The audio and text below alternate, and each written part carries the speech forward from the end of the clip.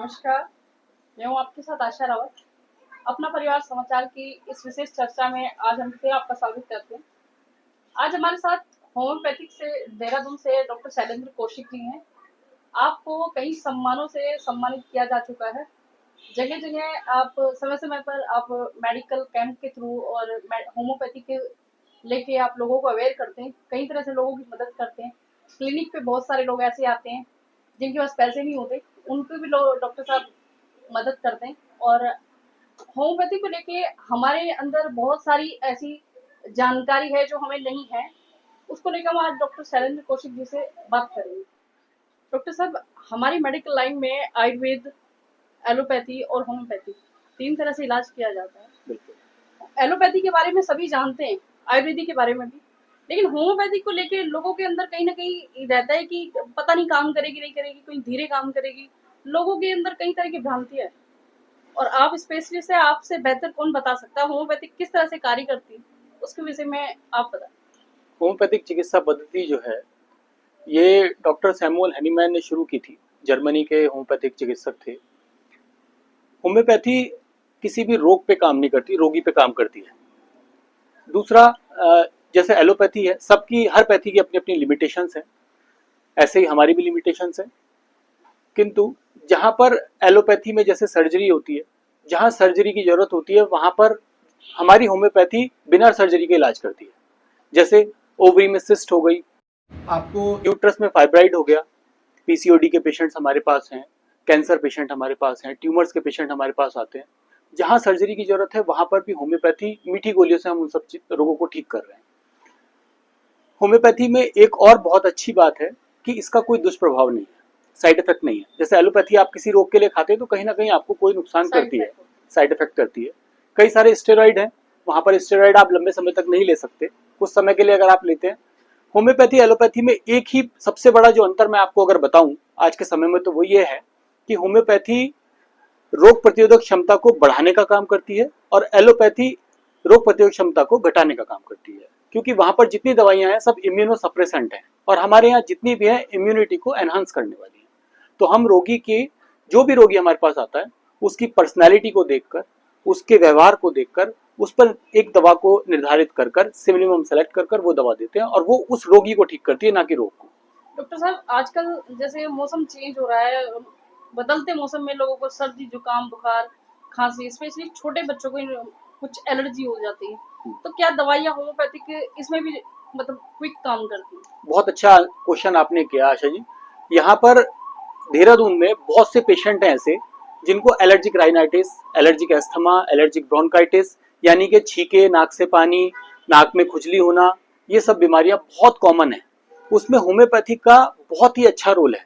किसी को पॉलन से एलर्जी होती है, जो पेड़ों पे बोर आता है उससे, किसी को डस्ट से, फ्यूम से, स्मोक से, सेंट की परफ्यूम से, या जैसे ही सडन चेंज ऑफ टेम्परेचर या वेदर होता है, जैसे सर्दी से गर्मी, एसी से बाहर गए, आपको एकदम बहुत सारी छींकें आई, उसके बाद नाक से पानी आने लगा, जिसमें एलोपैथिक के अंदर वो लिवोसिट्राजिन वगैरह, एविल वगैरह, एलेग्रा वगैरह देते हैं, जो कुछ समय के लिए वक्तिया तौर पर फॉर द टाइम बिंग आपको रिजल्ट देती है। उसके बाद फिर दोबारा से आपको वो खानी पड़ती है 24 घंटे, 48 घंटे। बट होम्योपैथी में उसको हम जड़ से ठीक करते हैं। हमारे पास बहुत ऐसे पेशेंट है जिनको 12 साल, 14 साल, 15 साल से ये बीमारी थी और उन्होंने 3 महीने, 4 महीने, 5 महीने, 6 महीने दवा खाई।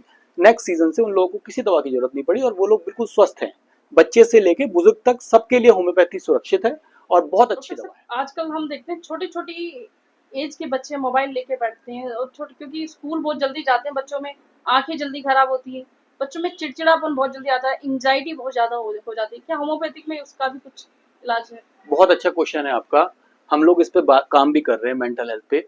आजकल बहुत सारे बच्चे, हम लोग पहले देखते थे मेंटल हेल्थ के बच्चे जो एडीएसडी, उनको स्पेशल चाइल्ड बोलते हैं, उनकी बहुत तादाद बढ़ गई है। हमारे पास, हमारे क्लिनिक में ही बहुत बच्चे हैं, जबकि हम लोग पहले, मैं अपने घर में 5वीं पीढ़ी हूँ, तो हम लोग 5th जनरेशन से हम लोग यहाँ होम्योपैथी होती है, तो हम लोग देखते थे और क्लिनिक्स पे भी जहाँ हमने काम किया या अपने मेडिकल कॉलेज में भी, तो बहुत महीनों सालों में एक आध पेशेंट हमें देखने को मिलता था। किंतु अभी बहुत जल्दी जल्दी हमें बहुत सारे पेशेंट देखने को मिल रहे हैं। मेरे पास ही 15-20 बच्चे हैं अभी एडीएसडी के। तो उसका सबसे बड़ा कारण जंक फूड, प्रोसेस्ड फूड, जो पैकेट वाला फूड बच्चे खा रहे हैं, और तीसरी चीज स्क्रीन टाइम। हम माँ बाप या भाई बहन या घर में पेरेंट्स, ग्रैंड पेरेंट्स बच्चों को टाइम नहीं दे रहे। न्यूक्लियर फैमिलीज हो गई हैं, माँ बाप रहते हैं अकेले, बच्चों को टाइम नहीं दे पाते, बच्चों को मोबाइल पकड़ा देते हैं, बच्चों को टीवी दे देते हैं, लैपटॉप दे देते हैं, या गेमिंग में चले जाते हैं बच्चे। उसकी वजह से बच्चे को सिर्फ और सिर्फ वो उससे बात करने की, स्क्रीन से बात करने की आदत हो गई है। तो वो कुछ और बात नहीं सुनना चाहता, वो कमांड कोई फॉलो नहीं करना चाहता, वो सिर्फ कमांड देना जानता है, क्योंकि वो सिस्टम में जो भी कमांड दे रहा है वो उसकी पूरी हो रही है। ऐसे ही उसको खाने का है, जितना भी जंक बच्चा खा रहा है तो वो सारा उसको पेशेंस पावर उसकी कम कर रहा है, जिंक लेवल को कम कर रहा है। जिंक जितना बॉडी में कम होगा उतना ज्यादा एंगर इश्यूज बढ़ेंगे। पेशेंस पावर को कंट्रोल करने का काम जिंक का है। केला खाइए, फ्रूट्स खाइए, बच्चे को आप उसकी हैबिट्स को चेंज करना पड़ेगा। उसको साथ साथ आपको स्क्रीन टाइम उसका कम कीजिए, बच्चे को टाइम दीजिए, उससे बात कीजिए बैठ के। ये सब चीजें करेंगे तो मुझे लगता है कि निश्चित तौर पर आने वाला समय, हमारा जो आने वाला कल है, जिसको हम बोलते हैं कि ये यंगस्टर हमारा आने वाला कल है, वो बेहतर होगा। नहीं तो हम बहुत बुरे कल के लिए तैयार हो जाए। डॉक्टर साहब, पहले हम देखते थे कि कई आजकल जो बीमारियां हैं, हर दूसरे तीसरे बंदे को ये बीमारियां होने लगी है, जैसे शुगर हो गया, कैंसर हो गया और बीपी, थायराइड। ये प्रॉब्लम पहले बहुत कम देखी जाती थी। एक तो लाइफस्टाइल लोगों का इतना ज्यादा चेंज हो गया है, लोगों का समय नहीं है, फिजिकल वर्क कम हो गया लोगों का। ये बीमारियां इतनी ज्यादा होने का क्या कारण है, और क्या कुछ इलाज इसमें है, क्या परमानेंट इलाज है? इसके विषय में थोड़ा सा। एक्चुअली ये बीमारी है नहीं असली में, ये सब सीडेंटरी लाइफस्टाइल की बीमारी है। जितना हम लोग अब आराम की तरफ जा रहे हैं उतना ये बीमारियां हमारे अंदर आती जा रही हैं, घर करती जा रही हैं। थायराइड का भी वही कारण है, सुस्ती, आलसपन, टीएसएच का बढ़ जाना, जितनी भी हार्मोनल बीमारियां हैं, पोस्टीरियर पिट्यूटरी में हमारे मोस्ट ऑफ द हार्मोन्स हैं। तो बीमारी हमारी थायराइड ग्लैंड से नहीं हुई, बीमारी सीधे यहाँ से पिट्यूटरी से हुई, जहाँ टीआरएच, थायराइड रिलीजिंग हार्मोन ने जब T3 T4 टीएसएच को डिस्टर्ब किया तब थायराइड हुआ आपको। इंसुलिन पैनक्रियाज की वजह से हुआ आपका।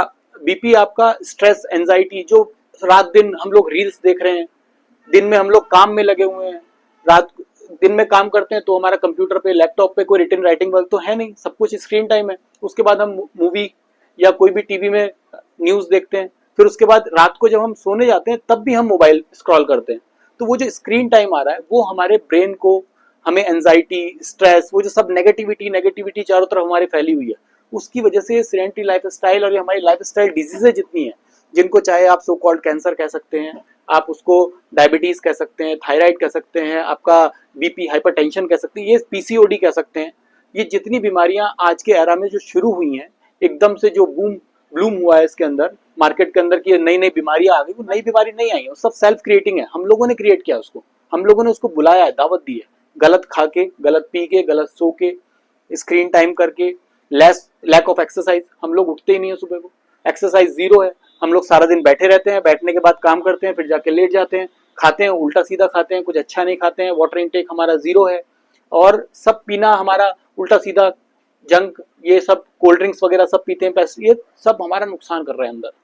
शुगर को लेके मैं आपसे, हमारे दर्शकों को भी पूछना चाहूंगी कि शुगर के लिए होम्योपैथिक में कोई ऐसा इलाज है जिसको मतलब लोग खाते नहीं दवाई को, और अपना लाइफस्टाइल को किस तरह से?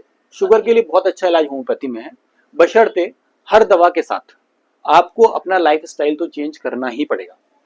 आपको सुबह आप वॉक करिए, कार्डियो आप करिए, वॉक करिए, आप जाके आप 2 मिनट का या 1 मिनट का डेली योगा कीजिए।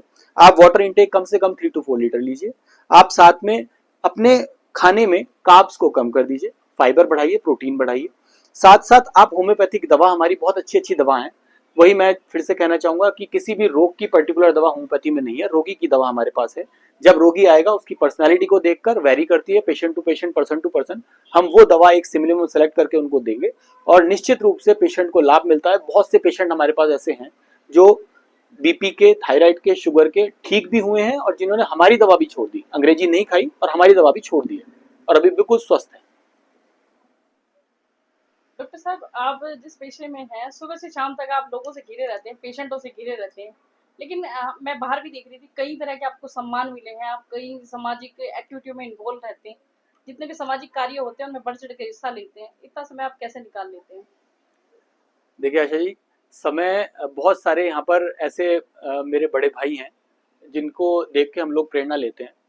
तो यहाँ पेशे में हमने, जैसे टाइम हमारा क्लिनिक का है 11:30 से 2 हम बैठते हैं यहाँ पे, उससे पहले का टाइम जहाँ होता है तो फिर हम सामाजिक कार्यों में देते हैं। दोपहर को 2 से 5 का है, वहाँ पे भी देते हैं। अभी अपना परिवार के हमारे पुरुषोत्तम भट्ट जी हैं, तो उनको मैं देखता हूँ शुरू से, उनको जब से 13-14 साल से मैं यहाँ पे देखता आ रहा हूँ। भागा दौड़ी उनकी सारा दिन, पता चला अभी यहाँ पे हैं, अभी झाझरा में हैं, अभी थोड़ी देर में रेस कोर्स में है। तो उन लोगों को देख के लगता है कि यार इस एज में जब वो लोग ऐसा कर सकते हैं तो हम लोग तो यंग हैं, हम लोगों को भी करना चाहिए। तो कुछ इस तरह के प्रेरणा स्रोत हम लोगों के साथ हैं, तो हम लोग उनको देख के हमें मनोबल मिलता है और हम लोग भागा दौड़ी कर पाते हैं।